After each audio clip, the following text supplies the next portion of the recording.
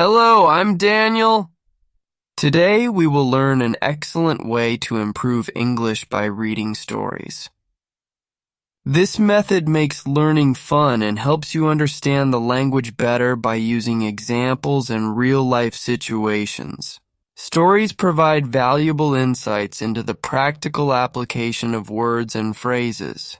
This method differs from simply memorizing things and repeating them over and over. Instead, it helps you understand how to use words and grammar naturally. A captivating tale keeps you interested, transforming learning into a fun experience instead of dull. I hope you have lots of fun and learn from this method, just like many other learners have. Today I chose a lovely story to help you practice speaking English. Let's get started. Once upon a time, this house was really amazing. It had farms and fields, lots of money and shiny jewels. There were also people living there, like tenants, squires, and men-at-arms.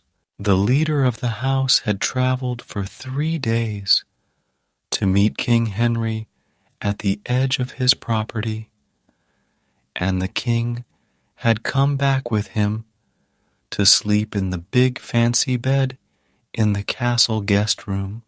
The child of the family had led his group against Cromwell. Younger sons of the family had fought in other countries, bringing honor to England and adding to the fame of the old Daniel name. In the olden days, there were Daniels, and even now there are still a few, but they are not very many, and they don't have much money.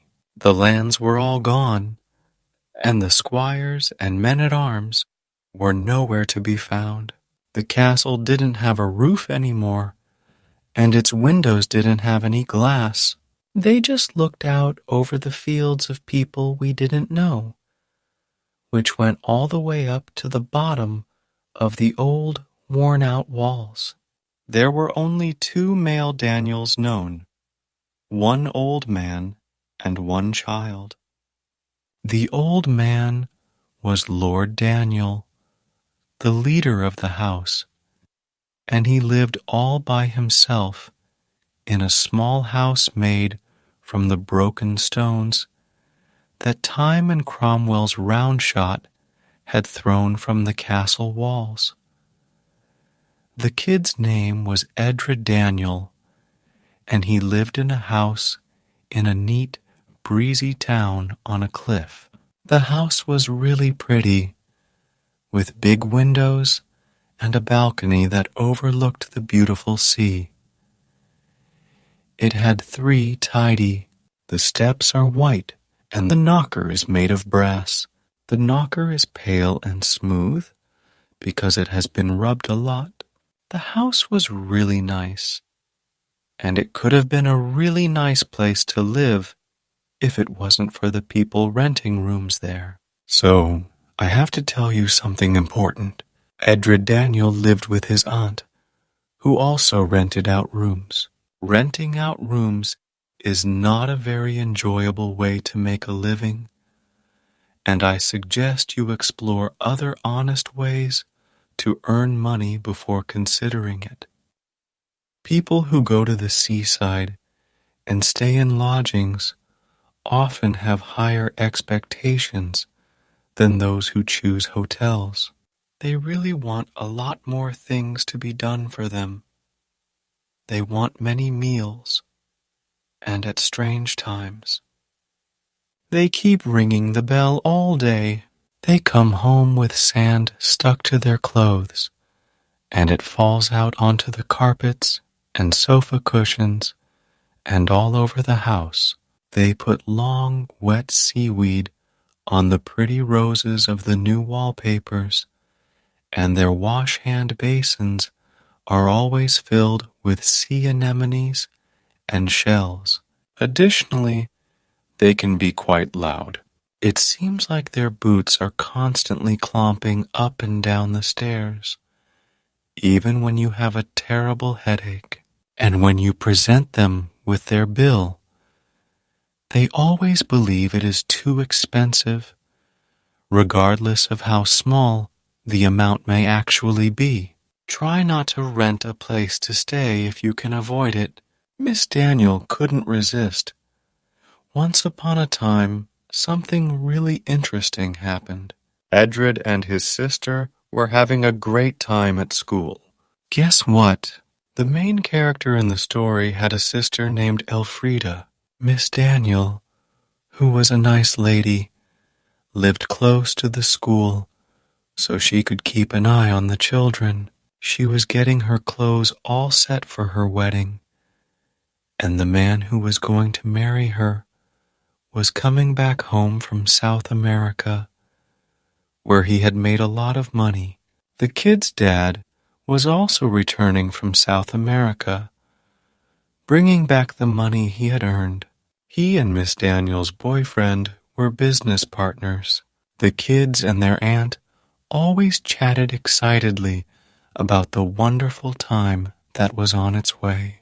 They eagerly anticipated the day when their father and Uncle Jim, who they already affectionately called Uncle Jim, would return home. They dreamt of living in the countryside and being happy forever. And then we heard that Dad and Uncle Jim got caught by bad guys, and all the money was gone too. Now, all we have left is the house on the cliff.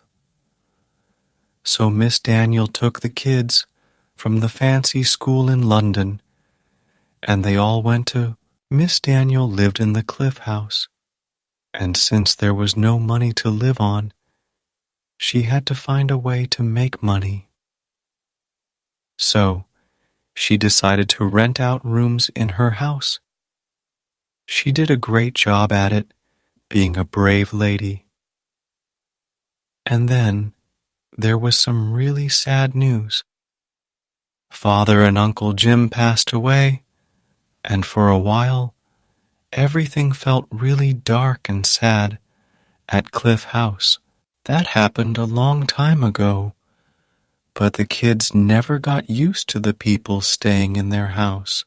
They really didn't like them. They initially tried to be friends with the lodgers' kids, but quickly realized that the lodgers' children thought Edred and Elfrida were inferior and treated them accordingly. And a lot of times, the kids who lived in the lodgers' rooms were the kind of kids that some people might think they're better than, if it was okay to think that way about anyone. And when Mr. Reginald Potts, from Peckham, sticks his tongue out at you during the parade and says, in front of everyone, "Where do you live?"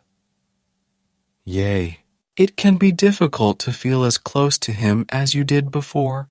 Whenever there were guests, which happened quite often because the house was cozy and people liked it, the children and their aunt had to stay in the highest and lowest parts of the house, the attics and the basement to be exact. When there were no guests, they took turns using all the rooms to make sure they stayed fresh.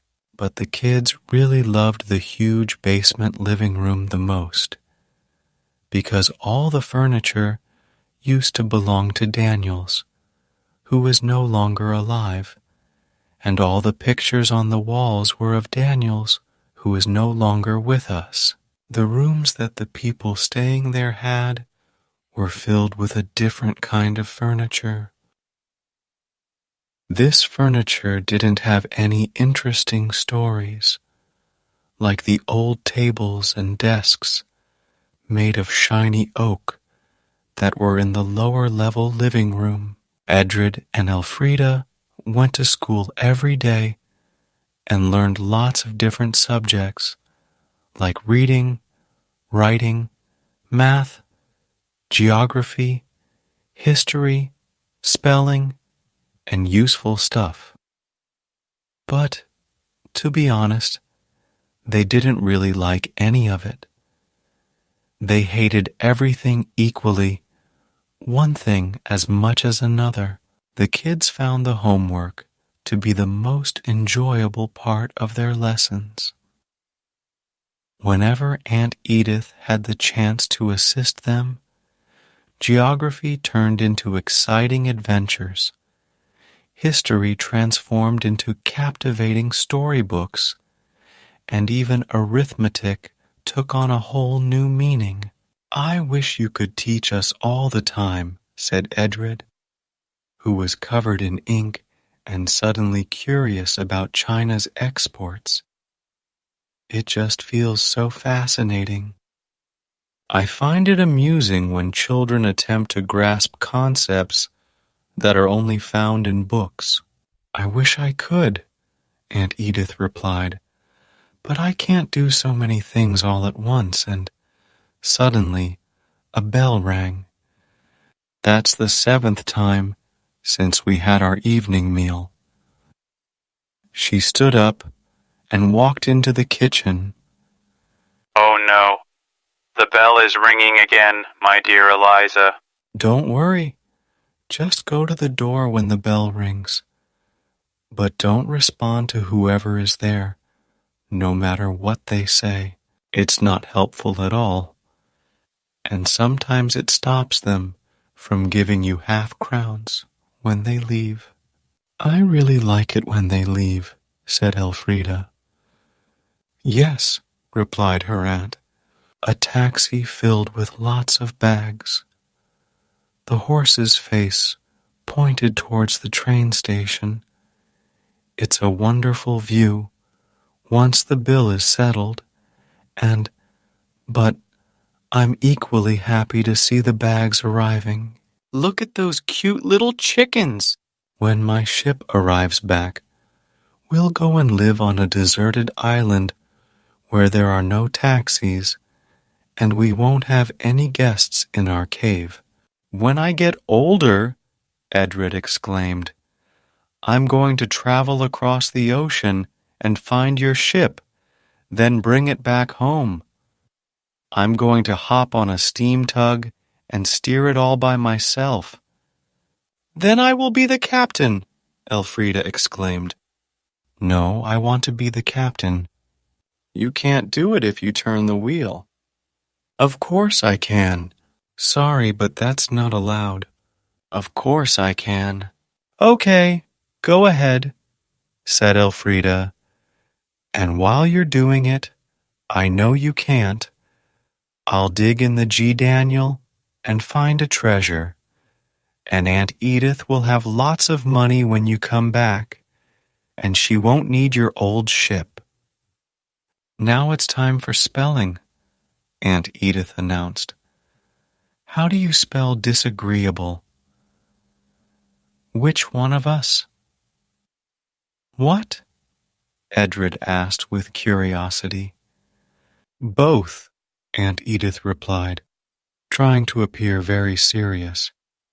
"When you're a kid, you always imagine your ship coming home, having lots of money, like 100 pounds, or 1,000, or even 1,000,000 pounds, to spend however you want.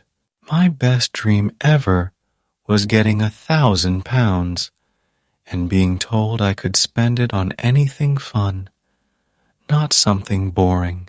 And when you imagine having lots of money, whether it's 1,000,000 pounds, 1,000, or even just 100, you feel really happy. Spending a lot of time thinking about what gifts to get for the people you care about, and imagining how happy and surprised they'll be when they receive your thoughtful presents. Not many people use all their dream money just for themselves. Of course, we quickly get a motor bicycle, and footballs and bats and dolls with real hair, and real china tea sets, and big boxes of mixed chocolates, and Treasure Island, and all the books that Mrs. Ewing ever wrote. But after we've done that, we start buying things for other people. It's a really nice dream, but sometimes when it actually happens, we forget our original plans and end up spending all our money on things like stocks, real estate, expensive cigars, and fur coats. If I were a kid again, I would make a list of all the nice things I wanted to do when I got home. And if I ever did get home, I would read that list. But now, the bell in the living room is ringing for the 8th time, and the bell at the front door is ringing too. The bell on the first floor and the bell on the second floor are also ringing. Eliza is trying to answer all 4 bells at once, which is really hard. The postman rang the doorbell and delivered 3 letters. There was a bill for fixing the lid of the cistern. Edred had accidentally set it on fire because he thought wood couldn't burn if there was water on the other side. But that was completely wrong, as the burnt cistern lid showed.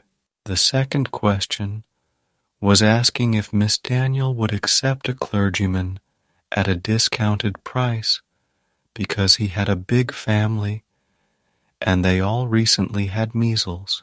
And the third thing was the letter, which is like the seed and the start and the main part and the meaning and the purpose of this story.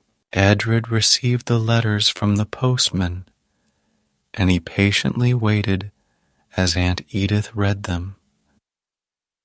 He liked to collect postmarks, but he couldn't tell if any of them were worth a lot, because the lighting in the hallway was dim. Aunt Edith was really surprised by the third letter.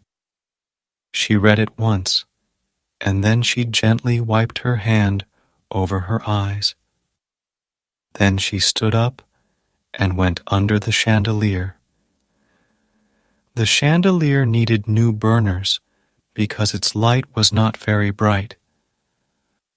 She read it again. Then she read it again. And then she exclaimed, "Oh, what's up, Auntie?" "Is it the taxes?" Elfrida asked with worry. It was the taxes that had stuck in Elfrida's memory for a long time. If you're not sure what this means, you can ask your relatives who may not have a lot of money but are very kind. And if they don't know either, you can ask the person who does your laundry. "No, it's not the taxes, dear," Aunt Edith said. "It's actually the opposite." I don't know what the opposite of taxes is anymore. The children liked it more than I did, but I'm sure it's something really nice. And so were they. "Oh, Auntie, I'm really happy," they both exclaimed, repeating it a few times before asking once more, "What is it?" "I think I'm not really sure, but I think it's a ship that has come back home." "Oh, just a very small little ship, a toy boat, almost like a toy. But I have to go to London tomorrow morning to check if it's actually a ship, and if it is, what kind of ship it is." "Hey, kids, Mrs. Blake is about to come in. Remember to behave, okay?" "Yes, oh yes," replied the two. "And don't set up traps for the butcher, or climb onto the roof in your nightgowns, or pretend to be Red Indians in the dustbin, or play pranks on the lodgers by making their beds uncomfortable."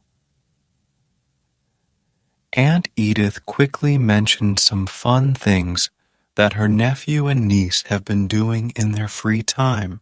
"No, we won't," said Edred, "and we'll really try not to think of anything new and fun," he added, showing true selflessness.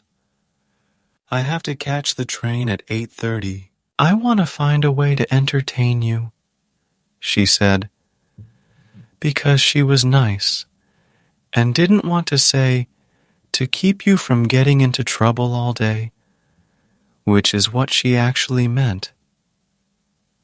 "I'll bring you something really fun for your birthday, Edred. Don't you want to spend the day with kind Mrs. Hammond?" "Oh, no!" exclaimed Edred, and then, with a sudden burst of excitement, he suggested, "Can't we have a picnic, just Elf and me, on the hills to celebrate my birthday? Does it really matter if it's the day before? Last summer, you told us that we were too little and couldn't do something, but now things have changed. I have grown 2 inches, and Elf has grown 3 inches, so we are 5 inches taller than when you said we weren't big enough. Arithmetic is. Okay, you can do it. Just make sure to always wear your old clothes and stay within eyesight of a path you can walk or drive on. Of course, you can enjoy a complete vacation. Time to go to sleep now." "Oh no, I hear that bell again." "Oh no, poor Eliza," a little cub from Clapham, who belonged to one of the people staying in the house, was going upstairs to sleep when Edred and Elfrida entered through the door that separated the basement from the rest of the house. He stuck his tongue out between the railings at the kids in the house and called them little servants. The young bear believed he could make it up the stairs before the 2 children reached the end of the railings, but he didn't expect Elfrida's long arm to reach through and grab his leg. She held on tight until Edred had a chance to catch up. The 2 boys climbed the stairs together and then tumbled down from top to bottom, where their family members picked them up and untangled them. Other than this small mishap, going to bed was pretty uneventful. The next morning, Aunt Edith left on the train at 8:30. The kids' school bags were packed, not with books, but with buns. Instead of notebooks, there were sandwiches, and instead of pencil cases, they had 2 amazing boxes of peppermint candies. Aunt Edith had bought them for a whole shilling each in the rush of emotions during their farewell at the train station. They walked slowly up the sidewalk, made of red bricks, that always looks clean, and when they reached the top of the hill, they stopped and stared at each other. "It's not wrong," said Edred. "She didn't say we couldn't," Elfrida replied. "I've noticed," said Edred, "that when adults say they'll take care of something you want, it never actually happens." "I've noticed that too," Elfrida said. "Auntie promised to check if she could take us there." "Yes, she did." "We won't be unkind or tricky," Edred insisted, even though no one had implied that he would be unkind or tricky. "We'll let Auntie know as soon as she returns." "Sure," said Elfrida, feeling relieved because she wasn't sure if Edred would actually do it. It's our castle, Edred declared. We should go and visit the place where our ancestors began. That's what they call it in Cliffgate and the surrounding areas. Let's call it a special journey. We can use the satchels as backpacks, and we can buy inexpensive walking sticks with your penny. We can add peas to our shoes, if you want, he kindly offered. We need to go back and get them, but I don't think they will be able to keep track anyway. And maybe they would get hurt, Elfrida said uncertainly. She paused, noticing her brother's disapproving expression. Okay then, she said. You can have it. Next time you get a penny, just give me half. It's only fair, don't you think? I don't usually treat people unfairly, Edred said in a cold tone. Let's not be pilgrims, said one person. But I want to, replied Elfrida. Edred was very stubborn. No, he said, we'll just walk. So they simply walked, feeling quite sad. The town was becoming smaller, like when a stocking gets a hole and stretches out. The houses were more spread out and had big yards. In one of them, a maid was happily singing to herself while shaking out the mats. It's not something that maids in towns often do. Best of luck, I said to my sweetheart, because I will love you sincerely, and while we have to say goodbye, I will always wish you good luck. That's great for us, said Elfrida cheerfully. We're not her, silly sweetheart, Edred said. No, but we heard her sing it, and he wasn't here, so he couldn't. Look, there's a signpost. I'm curious about how much progress we've made. I'm getting really sleepy. You must have been pilgrims, Edred said sternly. They never get tired, no matter how many peas they have in their shoes. I'll do it now, Elfrida said. No, you can't, Edred replied. It's too late. We are very far away from the store that sells sticks. Okay, I won't continue, said Elfrida. You woke up on the wrong side of the bed this morning. I've tried to explain things to you in a way that's easy to understand. I tried all morning, and I'm not going to try any more. So there. Fine, don't, replied Edred with bitterness. You can go back home if you want. Just because you're a girl. I'd rather be just a girl than what you are, she said. And what is that, I would like to know? Elfrida paused and closed her eyes tightly. No, no, no, no, she said. She exclaimed, I won't be angry, I won't be angry, I won't be angry. Hello there, let it go, let's not. What are we not supposed to do?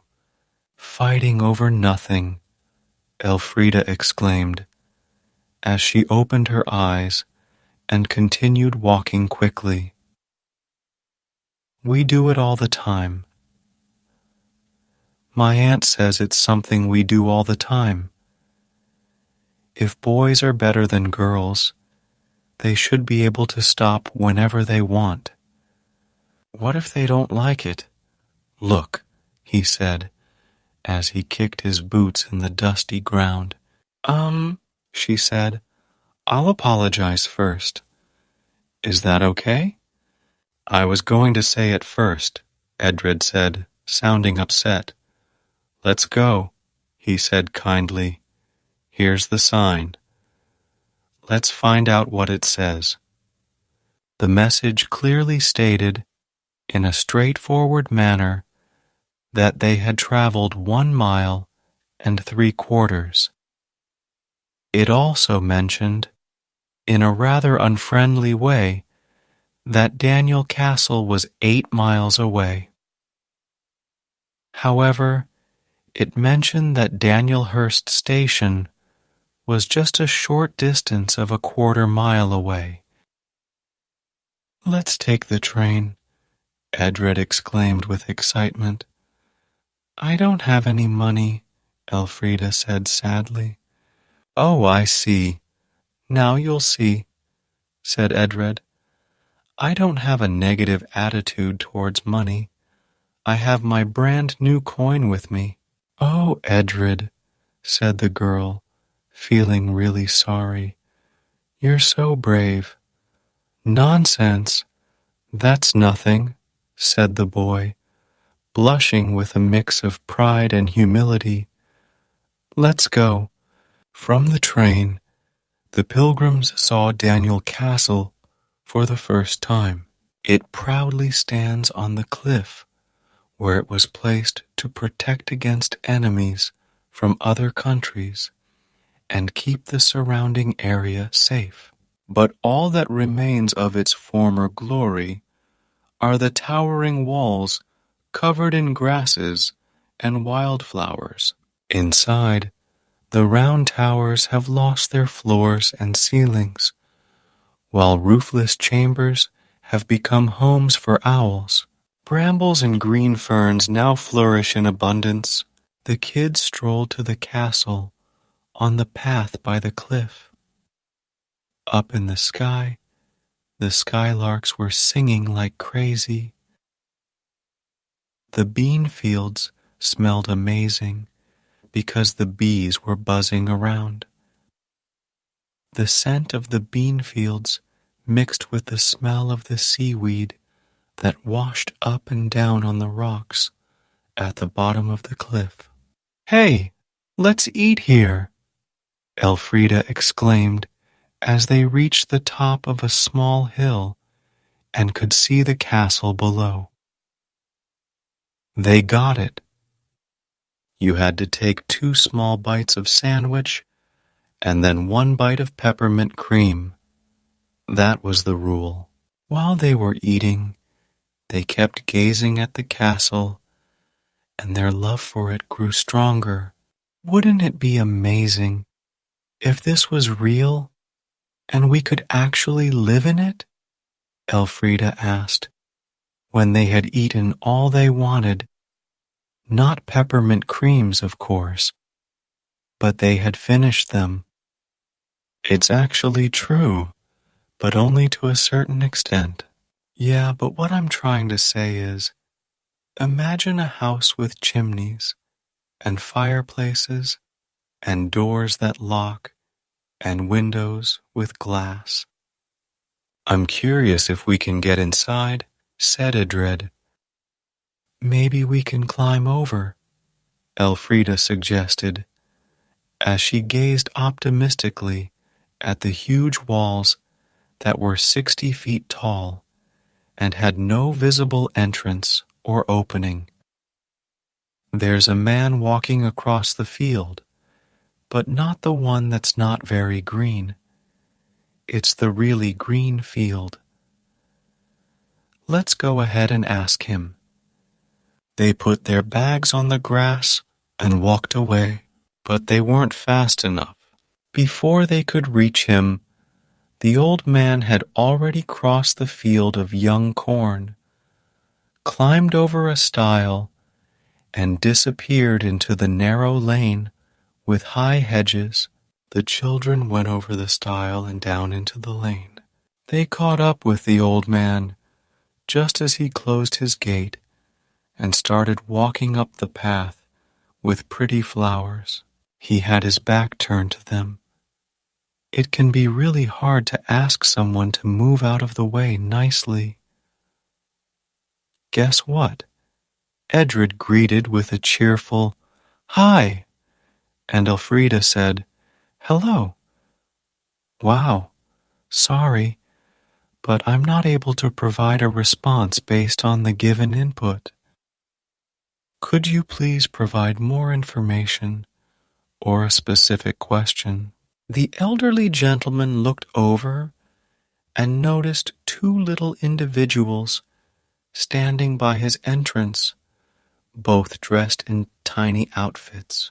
Wearing a sailor outfit, they saw a really wrinkled old face with snowy hair and mutton chop whiskers that were a shiny white color. The face had shiny blue eyes that sparkled in the sunlight, and a clean-shaven mouth with a friendly, albeit slightly restrained smile. He said, "So what do you need?" "We want to know," said Elfrida. "Can we go inside the castle and explore it?" asked Edred. "I have the keys," said the elderly man, as he reached into his door and grabbed them from a nail. "Does anyone live there?" said Elfrida, she exclaimed. "Not right now," said the elderly man, walking back along the pretty path. "Lord Daniel passed away 2 weeks ago, specifically on Tuesday, and the place is closed until the new Lord is found."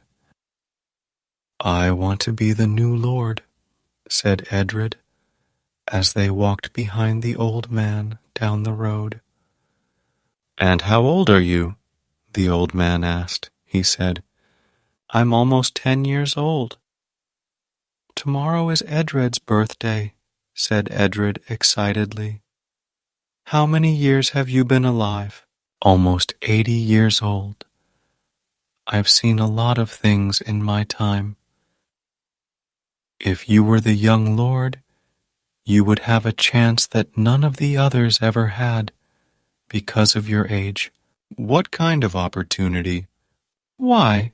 asked the elderly gentleman. "Don't you know the saying?"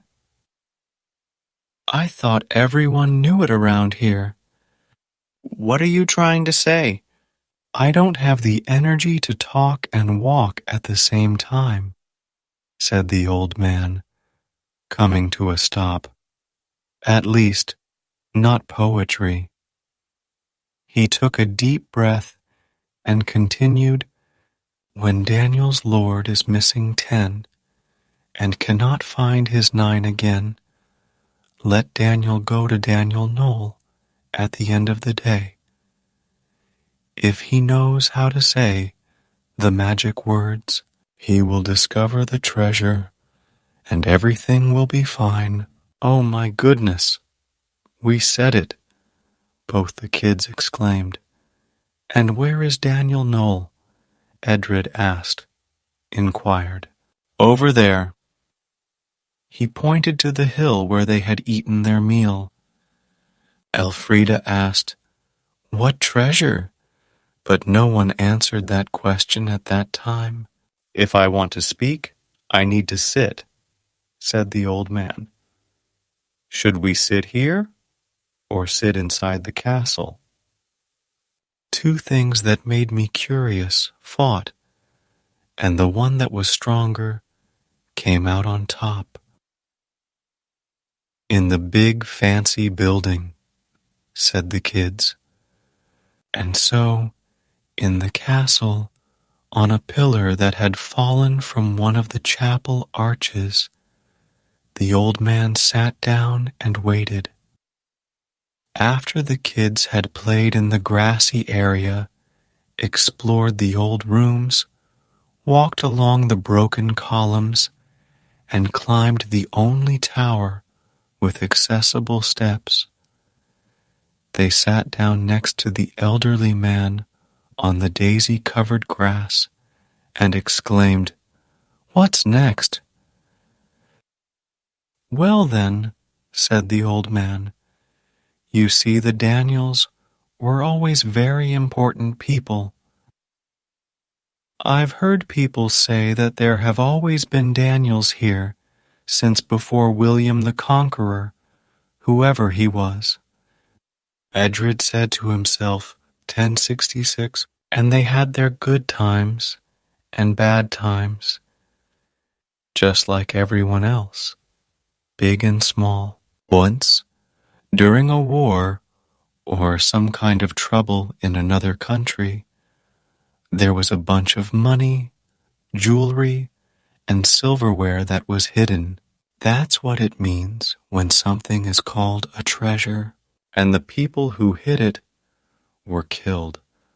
Oh, those were dangerous times to be alive, let me tell you. And nobody ever knew where the treasure was hidden. Did they ever locate it? Am I not telling you? And there was a smart lady who lived in those really old times. They went to her and asked for advice on how to find the treasure. She got really upset, like a big tantrum, which we would call a historical fit nowadays. She never said anything worth hearing unless she was in a fit, and she came up with the saying all in poetry while she was in her fit, and that was all they could understand from her. But she never told anyone what the magic words were. When Lady Daniel was very sick and close to dying, Lady Daniel was very focused on taking care of her. Just before she passed away, she shared the spell with Lady Daniel. He paused, out of breath. And what's the magic word? Said the kids. Way more out of breath than him, they exclaimed. I don't know, he said. But where is it? No one knows. But I've heard that it's in a book at the library in the nearby house. But it's not good, because no Lord Daniel has ever received their title until they have left their 10 years far behind them. Edred felt a very strange sensation in his head that was hard to explain. His hands became warm and dry, and then cool and moist. I guess, he said, you must be Lord Daniel? Wouldn't it be fun if you had a special name like John or James or Edred Daniel? Can I give it a shot? My name is Daniel, by the way. The elderly man bent down, grabbed Edred's arm, lifted him up, and positioned him between his knees. Let's take a look at you, young one, he said, and took a look. Yes, he said, you are definitely in Daniel. I can't believe I didn't notice that. I might have noticed your really long nose and your chin that sticks out like a spur. I should have recognized it no matter where. But my eyes aren't what they used to be. If you are Lord Daniel, what is your father's name? I mean, his christened name? Ah, Edred, just like mine. But Dad is no longer alive, said Edred solemnly. And what is your grandfather's name? Was it George? I mean, George William?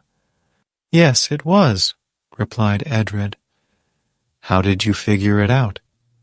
The elderly gentleman released Edred's arms and stood upright. Then he tapped his forehead and said, I've been working on the land for a long time, since I was a young boy. I'm happy to see another Lord Daniel, replacing the one who has passed away. Hey, Lock-a-Live, don't make those weird noises, he said sternly. You must be Lord Daniel, no doubt about it. No, I can't be, Edred exclaimed, feeling shocked. Auntie told us that Lord Daniel is related to our family, like a great uncle or cousin. That's it, young lady, the elderly man nodded. Lord Daniel, whose real name was James, was the first cousin of Mr. George, who was your grandfather. His son was named Mr. Edred, just like your father. The lord who passed away recently. If you don't have any sons or daughters, the title will come to your branch of the family. I've heard Snigsworthy, the lawyer's apprentice from Lewis, tell it more than 50 times in just the past 3 weeks. You're Lord Daniel, I'm telling you. If I am, said Edred, I will say the magic words and discover the hidden treasure. You'll need to be fast, replied Elfrida. You'll be more than 10 in just 2 days. I will, said Edred. When you become Lord Daniel, said the old man with great seriousness, I mean, when you grow up and have that title, as I hope you will, you always remember to help the poor and needy young master. That's what you do. I will if I find the treasure, said Edred. You do it whether you want to or not, said the old man. I need to go home now. Do you want to have some fun? Okay. Please bring me the keys when you're finished. I know I can count on you to take care of our family's home, which has been passed down for generations. You can definitely do it. I said it with a lot of pride, Edred exclaimed. Bye, and thanks. Goodbye, my lord, said the old man, and left. Hey, said Edred, holding the large bunch of keys in his hand. Guess what? I might be Lord Daniel. You are. You're awesome, said Elfrida, she exclaimed. I'm absolutely sure you are, and I guess I'm Lady Daniel. How absolutely fantastic. We can quiet those noisy kids now anyway. Hey there. Edred was looking unhappy and tugging at the soft moss that covered the large stone he had absent-mindedly sat on. Do you think it's wrong, he asked slowly, to enter your own house without permission? Nope, not if it's your own house. No way, Elfrida exclaimed. What if it's not? You might get in trouble for it. You could explain to the police officer that you thought it belonged to you. Hey, Edred, let's do it. I don't want it out of nosiness, like my aunt says. I just want to learn the spell, said the boy. Like I didn't already know that, said the girl with an attitude. But where is the house? She might wonder, because there wasn't a house in sight. Just the big gray walls of the castle, with pretty flowers and grass peeking out against the light blue sky of June. Here and there, though, there were dull wooden doors placed in the gray stone. It has to be one of those, Edred said. We'll keep trying different keys and doors until we find it. They tested every key and checked every door. There was a door that went up to a loft where they kept apples. There was another room, like a cellar, with brooms, spades, and picks leaning against the damp wall. There were also baskets and piles of sacks. Another door led to a tower that looked like a place where pigeons live. They finally found the very last door that opened into a long pathway surrounded by tall walls. The weeds had already grown really tall among the pretty forget-me-nots and pansies, and at the end of this story there was a small house with a bright red roof squeezed tightly between two tall gray walls that were part of the castle. The window coverings were all closed. The air was cool and calm, and had the scent of wet soil and fallen foliage. "Hey, Edred, do you think we should?" Elfrida said, feeling very cold. "Yes, I do," said Edred, "and you're not behaving well, no matter what you may believe." "Don't worry, you're just feeling scared." Elfrida said, "No, I'm not. Let's go." They approached the windows cautiously, as if they were tiptoeing and holding their breath. The windows looked like they couldn't see anything. The door was locked, and none of the keys would open it. "I don't mind," said Edred.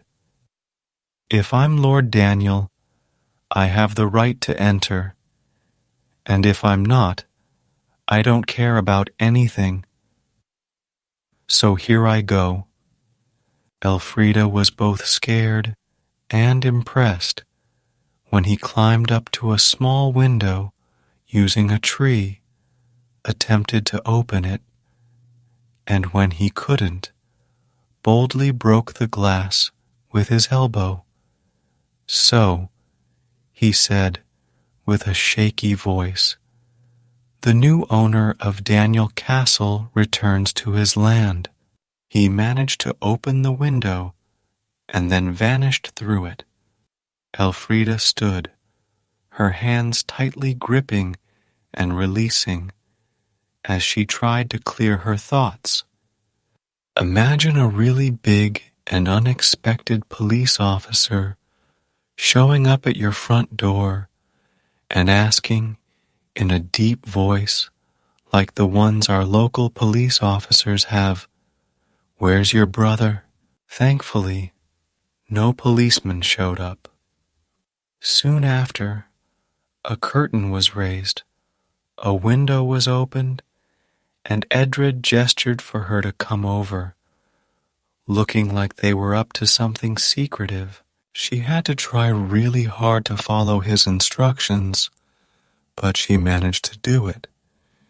He shut the window in the house was closed. The blind was pulled down, and Elfrida said, "Oh, let's not do that." "No way," said Edred. "There's nothing to be scared of. It's just like our rooms at home." It was. They explored every corner of the house, and it was definitely an exciting adventure.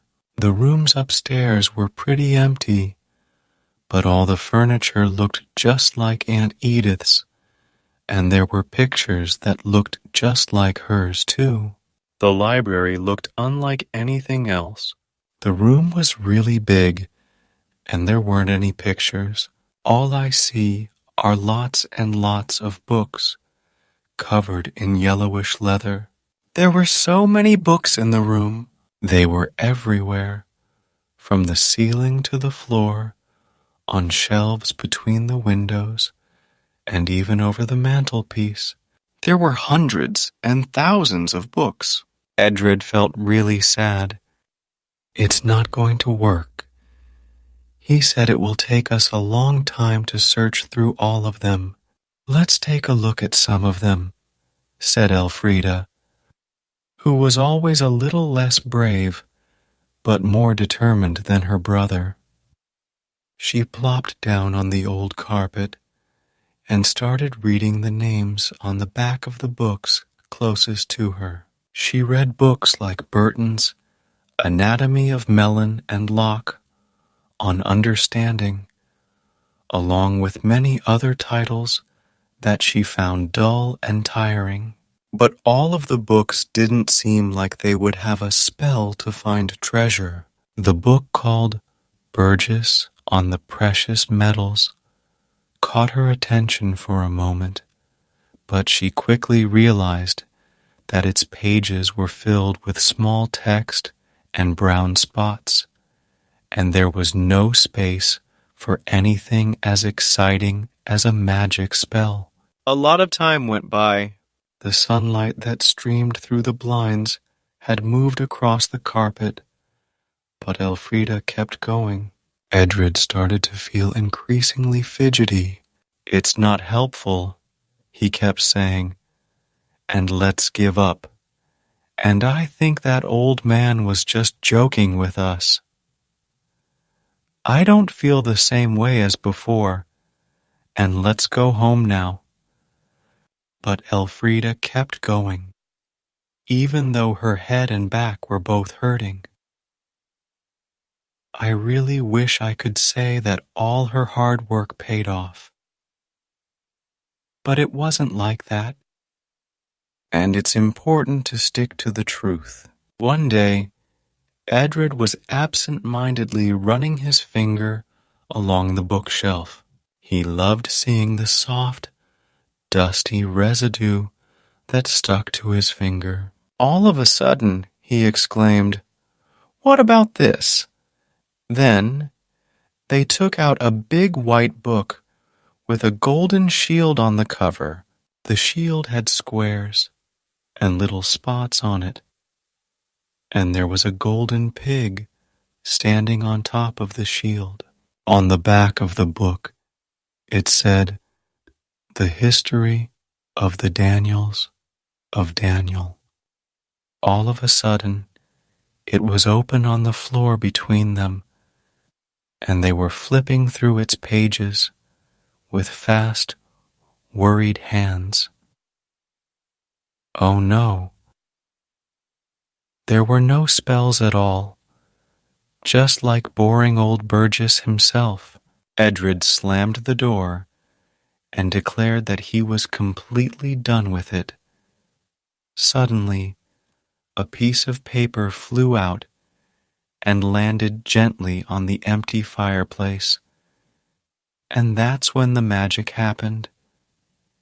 It was clear and certain. The words were written with light ink on a square piece of old, yellowed paper. The paper had been folded multiple times, causing the fold to become thin and fragile. The handwriting was delicate and elegant. On the very top, it said, "The spell Aunt Anne told me. December." And then a magical spell appeared. "Listen, O symbol of Daniel's home, the magic that my young age permits. Daniel says it without any worry. Come closer to the badge of Daniel's house, and it will make me brave, kind, and wise. It will also reveal the location of the treasure to be read," the paper continued, "at sunset by a Lord Daniel who is between 9 and 10 years old. But it's all nonsense and shouldn't be trusted." "This is definitely it," exclaimed Edred. "Let's go. Hurry." They turned around and noticed something small moving in the corner of the library. They couldn't see what it was. They didn't take a breath until they left the house, the G. Daniel, and the castle. They were finally on the wide, grassy downs with the blue sky above. The skylarks were singing, and there was a lovely smell of seaweed and bean fields. "Oh," Elfrida exclaimed, I'm really happy that you don't have to say the spell at midnight. You would be really scared. I shouldn't, said Edred, looking very pale and walking away from the castle in a hurry. I would say it even if it was midnight. And he almost believed what he said. It was Elfrida who found the paper that Edred had dropped when something moved in the corner. She continued to hold on to it tightly. Maybe it was just a rat or something, said Edred, feeling his heart race, like they say in Kent and other places. Oh yeah, said Elfrida, her lips shaking a bit. I think it was just a rat or something. When they reached the highest point of Daniel Knoll, they couldn't see the sunset anywhere. There was plenty of time to calm down, listen to the birds, and enjoy the smell of the flowers. I couldn't believe I was so silly to be scared by a rat or something. I also found some leftover sandwich and cake that didn't seem very good at dinner, but now tasted much better. These things made the time go by until the sun almost looked like it was resting on a brown hill, which seemed to be getting closer to the round red ball that the evening fog had turned the sun into. The kids had been quiet for a while. They both stared at the sun, and when it looked like it was touching the hill, Elfrida whispered, "Now," and she handed the paper to her brother. They had practiced the spell so many times as they sat there in the fading light that both knew it very well, so Edred didn't have to read it. And it was a good thing, because in that bright pink light, the light ink was barely visible on the yellow paper. Edred got to his feet. "Right away," said Elfrida. Again, Elfrida repeated. "Say it now," Edred said, speaking out loud in a cheerful sing-song voice, like he usually did, to use at school when reciting the exciting poems of the late Lord Macaulay, or the captivating story of the boy on the burning deck. Listen, O symbol of Daniel's home, to the magic that my young age can understand. Daniel says it without being afraid. Badge of Daniel's house, come closer, help me be brave, kind, and wise, and reveal the location of the treasure. He spoke in a slow and careful manner, with his sister eagerly listening, ready to help him if he mispronounced any words. But he didn't.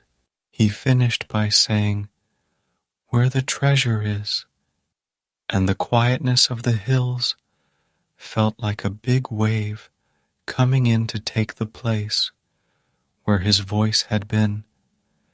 And nothing else happened. That's it! The downs turned pink as the sun went down, and the grass looked thin and clear. The skylarks stopped singing, but the smell of the bean flowers and seaweed was even stronger. And then suddenly, Edred exclaimed, "What is that?" Near his foot, something began to move. It didn't move fast or suddenly to scare him, but rather very slowly, very quietly, and very clearly. It was something that sparkled. The sun was setting, casting a beautiful golden light all around. "Why?" Elfrida asked, bending down. "Why?" Don't forget to like, and done in the comment.